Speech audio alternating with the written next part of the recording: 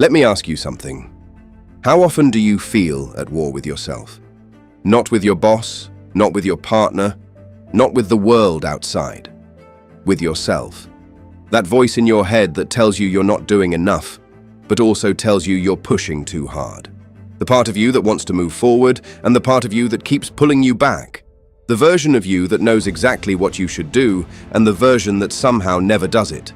That tension, that constant, quiet, exhausting tension, is what most people just call life. They assume it's normal. They assume everyone carries this weight, and that's just the way things are. But what if it isn't?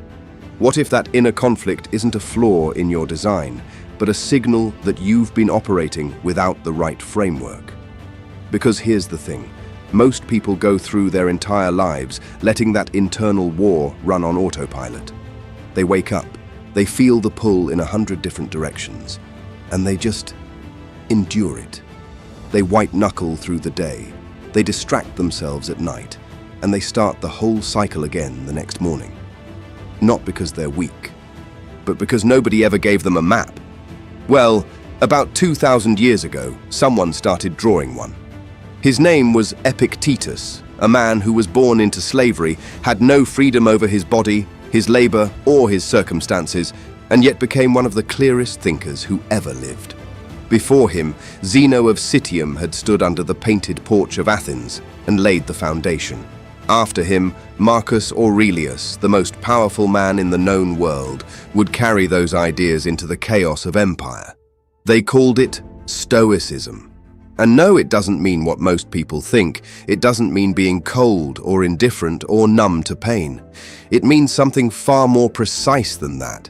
It means learning to stop fighting yourself in ways that don't matter, so you have the energy to fight for the things that do. And it begins with 3 ethics, 3 principles that, if you actually apply them, will not just reduce your inner conflict, they will eradicate it at the root. The first ethic is this: know exactly what belongs to you. Epictetus built his entire philosophy on one foundational idea, and it's deceptively simple. There are things in this life that are up to you and things that are not. Up to you.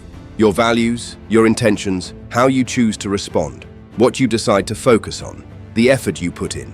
Not up to you. The outcome, other people's behavior, what they think of you, whether they approve of your choices, whether life rewards your effort the way you think it should. Now, you might be thinking, I already know that. But here's the problem. Knowing something in theory and actually living it are 2 completely different things. Think about the last time you felt genuinely conflicted.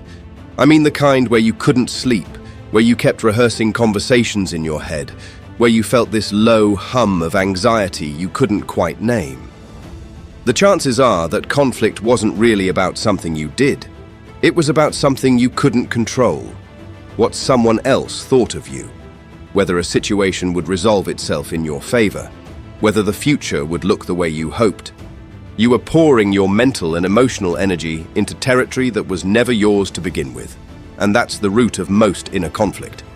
Not that life is hard, but that we spend our energy in the wrong place. Epictetus would say, go back to basics. What is actually mine right now? What can I genuinely act on? And then act on that and release the rest. Not because the rest doesn't matter to you, but because gripping it doesn't change it. It just costs you. Every time you feel torn in 2 directions, ask yourself which direction is actually within your reach. That single question can cut through the noise faster than anything else. The second ethic is harder, and it's the one most people resist most. And it's this: stop arguing with what already is.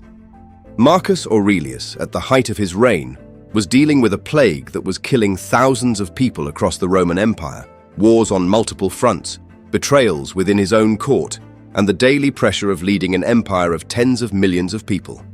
And in the middle of all of that, he sat down each night and wrote in his private journal. Not to complain, not to ask why he deserved this, but to remind himself of one thing: reality is what it is. Your approval of it is irrelevant. He had a phrase for this. The Stoics called it amor fati, love of fate. Not tolerance of fate, not resignation to fate, love of it. The idea that whatever has already happened, whatever is already true right now, arguing against it in your head, doesn't change it. It only prolongs your suffering. Here's where the inner conflict actually lives for most people. It's not in what happened. It's in the gap between what happened and what you think should have happened.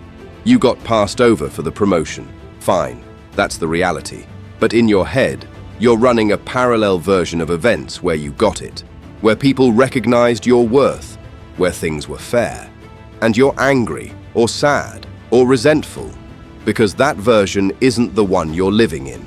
That gap, right there, that is where inner conflict is born, and where it lives indefinitely if you let it. The Stoic answer isn't to pretend you're not disappointed, it's to close the gap. Not by lowering your standards, but by accepting the present moment as the only actual starting point you have. You cannot build anything from the version of reality you wish existed. You can only build from the one that does. The moment you stop arguing with what already is, you free up an enormous amount of mental space. Space that was being used to rehearse grievances and suddenly becomes available for actual forward motion. And if this kind of thinking has been useful to you so far, go ahead and subscribe.